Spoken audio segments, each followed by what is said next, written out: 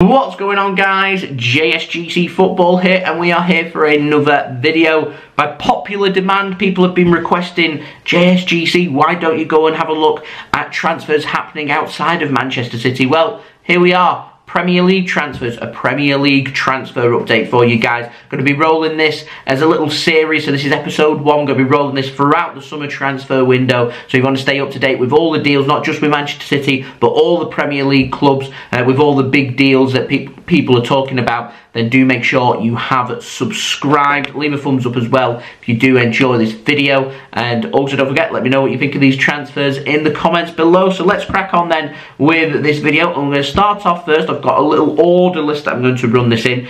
Most of these are confirmed transfers. We're going to speak first about Aston Villa and some of their business that they've done. I mean, we're currently sitting right at the beginning of June, and already they have signed 4 players. Now, they've had a pretty disappointing campaign, so it doesn't surprise me that Aston Villa are adding to their squad to try and improve on that. They're an ambitious club. They've managed to add Philippe Coutinho on a permanent deal from Barcelona. He's done well whilst being at Aston Villa so far, from January through to the end of the season on loan. They've been that impressed. They've had an option to sign him permanently. They've taken up that option, and Coutinho is an Aston Villa player on a permanent transfer. That, to me, is a solid signing for Aston Villa. They've also chosen to do the same with Robin Olsen, the goalkeeper. They signed him from AS Roma. They had him on loan as well last season, and they've made that permanent as well. So when they're getting hold of these players on loan, Aston Villa have been impressed with them, that they've brought them in on a permanent transfer, showing that they are impressed with how they have been performing. So they're 2 pretty solid signings there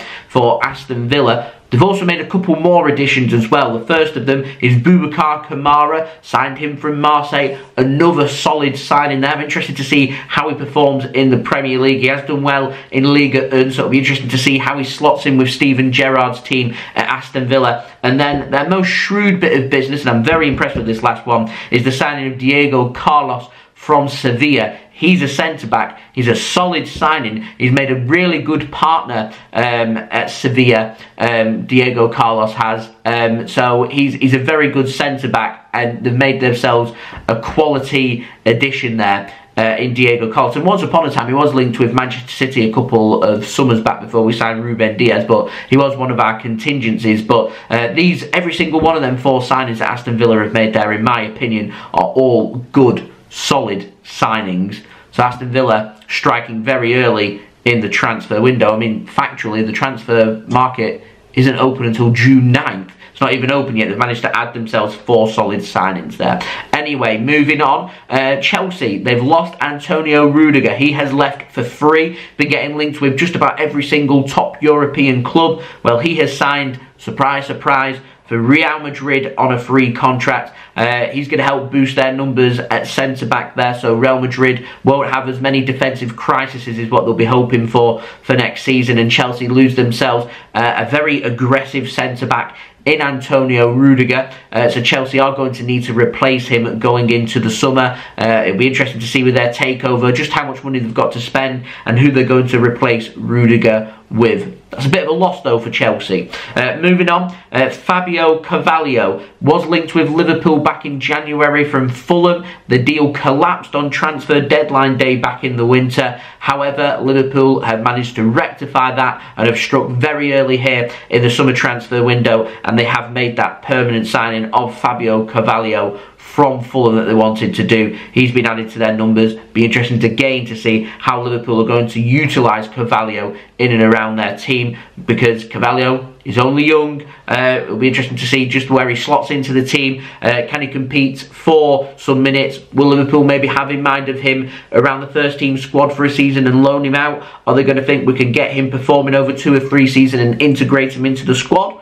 We'll see. Again, I think that's a pretty good signing though for Liverpool. Now, moving on, Paul Pogba. Very interesting. Was once upon a time getting linked with a move to Manchester City. He said no because he was fearful of the reaction that he was going to get. Well, lots of clubs want to sign him, and Manchester United have confirmed Paul Pogba will not be signing a new contract at Manchester United this summer. That does mean that Paul Pogba He is on their released list. He has been released from Manchester United, so when his contract expires on June 30th of this month, he will leave Manchester United, and he's getting a lot of interest from around Europe. Real Madrid and PSG are currently in talks with Paul Pogba to try and sign him. Juventus, they're the club that remain most keen on bringing Paul Pogba back to Turin.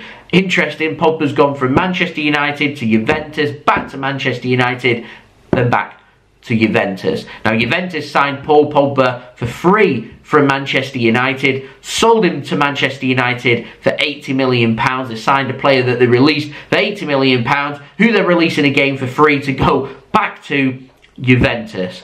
What a crazy deal that could be. Like I said, though, he has got offers from Real Madrid and PSG to choose from as well, so it isn't a formality that Pogba will end up back in Turin.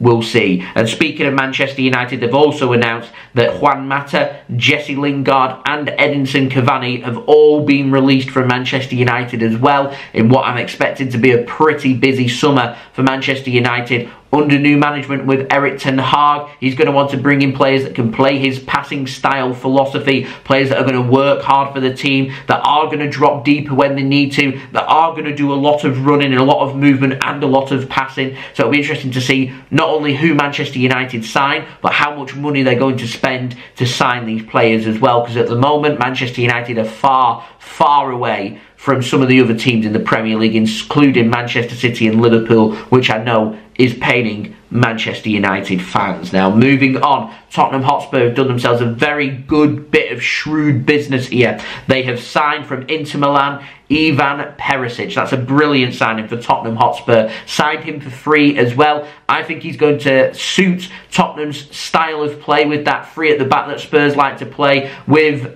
wing-backed playing, and then try and move the ball quickly into attack. I've got a feeling Perisic will suit that system with Antonio Conte. Conte's a manager that likes his players to work hard. Perisic does that. Perisic has the quality as well, and I've just got visions of Perisic scoring past Manchester City, because quite frankly, anyone that's half decent at Tottenham Hotspur tends to do well against Manchester City, and I've got visions of him scoring against us as well. But I do think that's a good bit of business there by Tottenham Hotspur, and Ivan Perisic is a good signing in my opinion. And speaking of Inter Milan, moves us nicely onto Romelu Lukaku, who wants to return back to Inter Milan. Now, he signed for Chelsea from Inter last summer. They signed him for just under £100 million. I think it was around 98 to 99 million pounds. A massive transfer.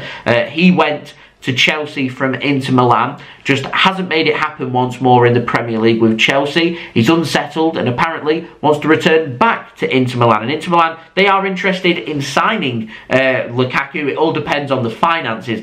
I wouldn't be surprised to see a loan deal with some kind of obligation to buy, but Chelsea could be making huge losses on Lukaku, who is arguably up there for being the flop of the season and the flop signing of last summer as well. And Lukaku seemingly wanting to go back to where he knows he's got it good, and he knows the league, he knows where he's going to do well, and back in Serie A with Inter. Now, moving on to the final transfer that we've had of the summer transfer window so far in terms of big deals, takes us on to Erling Haaland. Now, he has got an agreement in principle to join Manchester City. We are still waiting for official confirmation of this transfer, which we haven't had as of yet. I was expecting it within this last week that we've just had. It has not happened. It could happen next week. Manchester City have already brought Haaland in. They've got all the contracts and everything signed. Medicals all passed. All the paperwork's all sorted. I presume Manchester City are currently going through their editing of all their announcement videos and all their social media promos and everything that is involved with Haaland. And once that's ready and they've got the clearances from the player, his entourage, the lawyers and the club's lawyers and everyone from the club, once all the boxes are ticked, Manchester City will decide on a date for that signing to be made official for everybody to know about. We already know there's an agreement in principle. City have already put an announcement out there. Dortmund were expected to sell Haaland for his release clause, and that is what has been met by Manchester City. It is £60 million, where Haaland will join Manchester City from Borussia Dortmund. A great free fee paid there by Manchester City. It isn't too expensive. It's not 120 million pounds that City were getting linked with Harry Kane last summer. It's 60 million pounds, and City aren't paying £500,000 a week in wages. They've got him on their wage structure around a similar wage to what Kevin De Bruyne is on, around £350,000 to £375,000 per week as well. They're going to get him what you would think on a pretty big deal, at least a 4-year contract. We're waiting on an official announcement on that. I reckon it'll be a 5-year contract.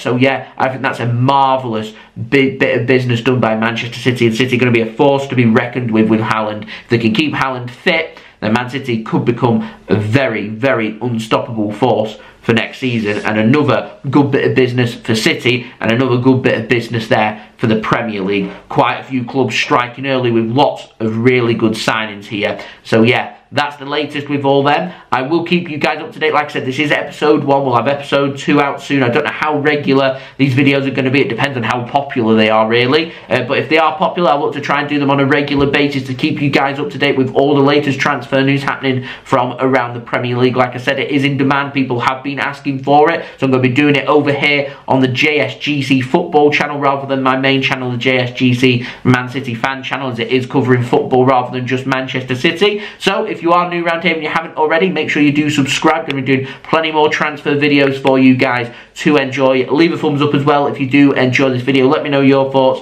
in the comments below. Go and check out all my social media links and all my partner channel links and everything. They're all in the description. Go and check them out, and I'll see you all again real soon. So I've been JSGC Football. Thank you everybody for watching. I hope everyone is safe and well. Peace. Ciao for now.